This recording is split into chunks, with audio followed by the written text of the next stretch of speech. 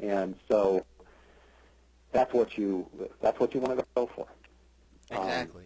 And if you look at like someone like Clapton, you know, who's obviously not a speed merchant, but this is what you're saying, you know, the lines are still delivered flawlessly and with immense, I mean, his I would much reputation. rather play with a drummer who has great time and plays simple than play with a drummer who's trying to do all the latest Neil Pearce, There you go. bullshit and not pulling it off.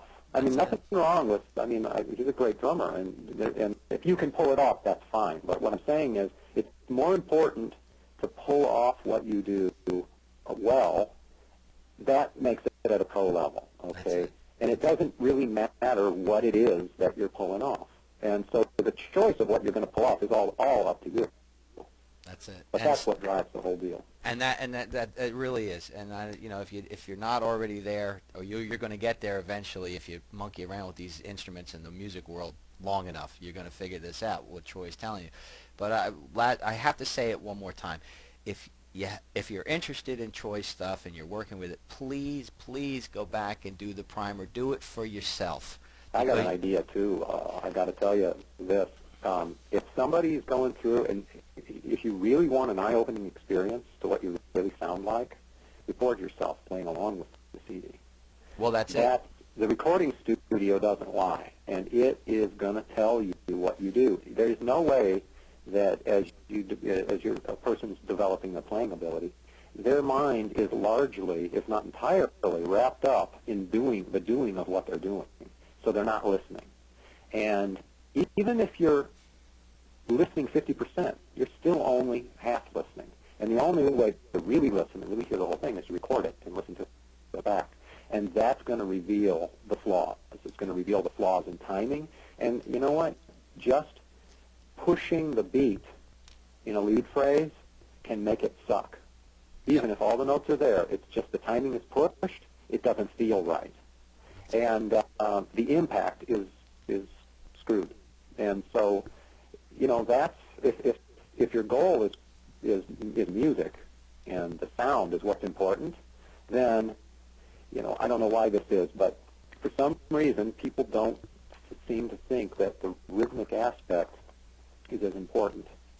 They think that if they play the right note, that's what matters. But it is just as wrong to play the right note at the wrong time as it is to play the wrong note at the right time. It's just as wrong.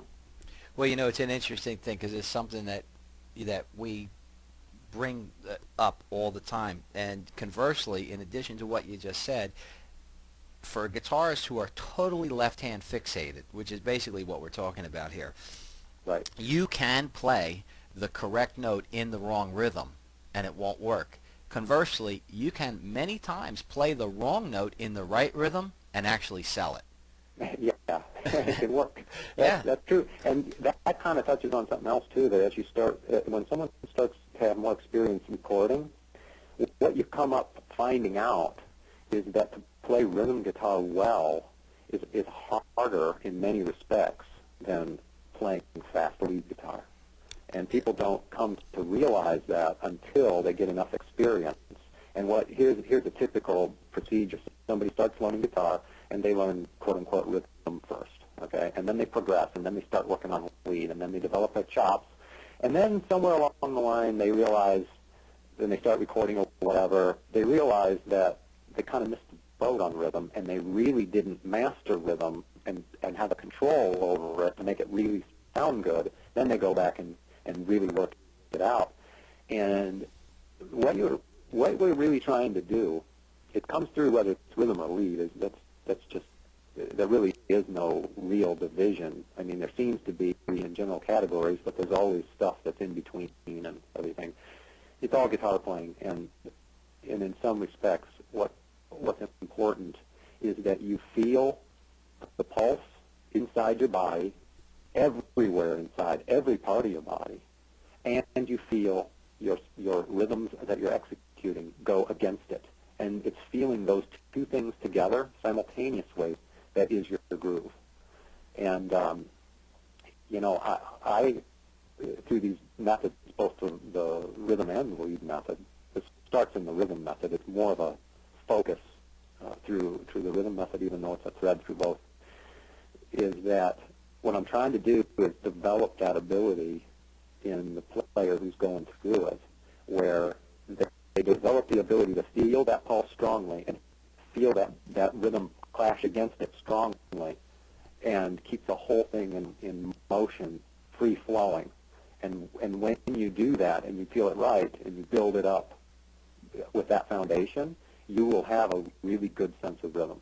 You'll develop it. It takes some time to do it, but if you follow that system and you know that that's the goal, and you make sure that you that you continue to practice, all the examples, not only those examples, everything you supplement it with, every time you learn a song.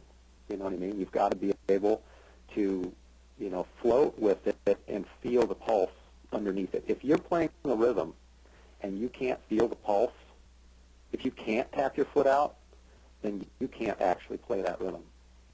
Well, I hope these folks You're are not taking playing notes. I really hope they're taking notes. And if you folks didn't get really the impact of what Troy's telling you, you just got about 10 years worth of experience in 5 minutes. So I hope you guys have your pens and papers out while you're listening to that. What's that? Yeah, because, it's funny how when you do this kind of thing, you synthesize 10, 15, 20 years of hard-learned experience into a few phrases over a few minutes. And sometimes the gravity is missed on the receiver. So, again, important point in this conversation to go back and listen to if you really didn't catch the deep underpinnings and the gravity of what Troy just told you.